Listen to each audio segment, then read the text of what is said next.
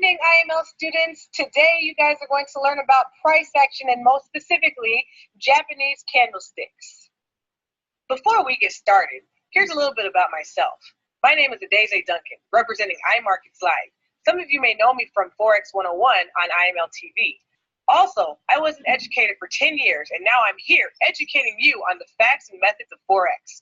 In order to get started on this journey, you need to remember one thing and one thing only. I am a student, always. This is very important for you to remember and to remind yourself of often. You will hear me use this phrase frequently as a reminder that you are a student that is learning a skill that will pay you for the rest of your life. Make sure that you take your time and learn what you need to learn. Pace yourself. Do not compare yourself to anyone else's progress. Always keep a winning mind frame, and you will do very well in this industry. Upon finishing this video, you should have a very good understanding of the following questions. Read through them quietly to yourself. As you are taking notes, make sure to pause this video in order to answer these questions. So let's get started on what a candlestick is. In this picture, you see an example of a candlestick. These are called Japanese candlesticks, or you usually find them on the OHLC chart. I'll talk about that shortly. So this candlestick is made up of a big fat region called the body, and then the little skinny things coming out of it is called the wick, also known as the exhaustion or the shadow. It's good to follow these because they tell you a lot. I'm going to go into what each of these mean on the next slide.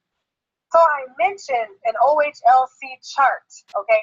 What that actually stands for is open, high, low, close. So if you look over at this picture, you have the top of the wick, the very tippy top where you see the arrows pointing to highest. That means that this was the highest that this candle has reached.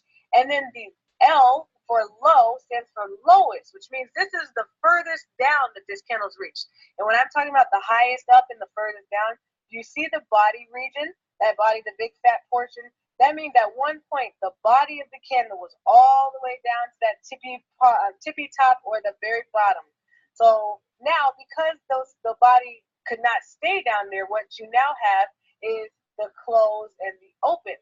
So the open stands for where did the candle first begin? Where did it actually open up? What was its opening price? And the close was, what was its closing price? This is important when you start talking about different time frames because different candlesticks take a certain amount of time to form. Some can form in 5 minutes, some can form in 1 week.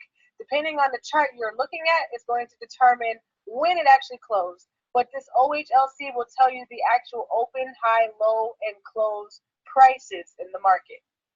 Now, a little bit more about these wicks. They actually tell you a lot about decisions being made in the background.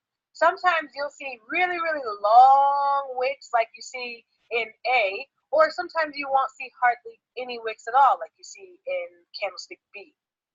Wicks actually give you signs that the market is wanting to move in a certain direction.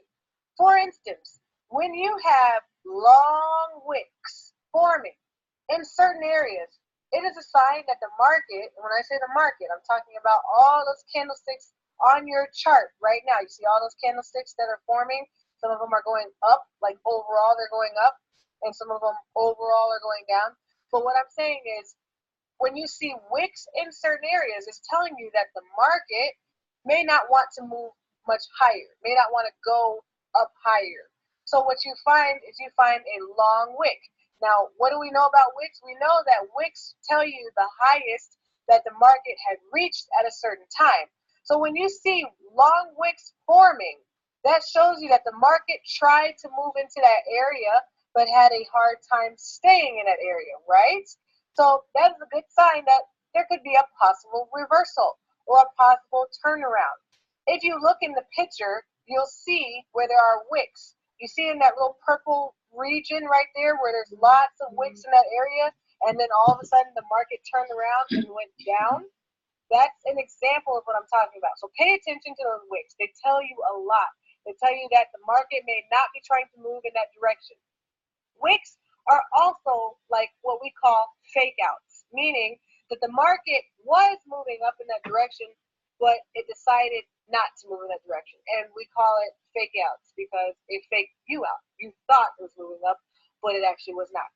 Or you thought it was moving down, but it actually was not. So here's another example of wicks. You see I have wicks drawn all over the place, but just take a look at this picture and look at where you see wicks, especially in those certain areas, those purple regions.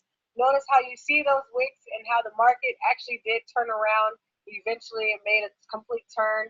You see, at the very bottom where the arrow is pointing downwards, how the market reversed and moved upwards. It's just important to pay attention to those wicks. Pay very close attention to them. They are a good sign the market may want to turn around. Not a end all be all, but one of the indications, one confirmation that you can use when you are making a decision about what you think the market is going to do. Notice I said a confirmation. When you guys make decisions, you need multiple confirmations, and having wicks as one of them can be a good confirmation to add to your tools. By now, you should have a good understanding of the following questions. Read them quietly to yourself, and when you are finished, go on to the next video in this series. Thank you so much. My name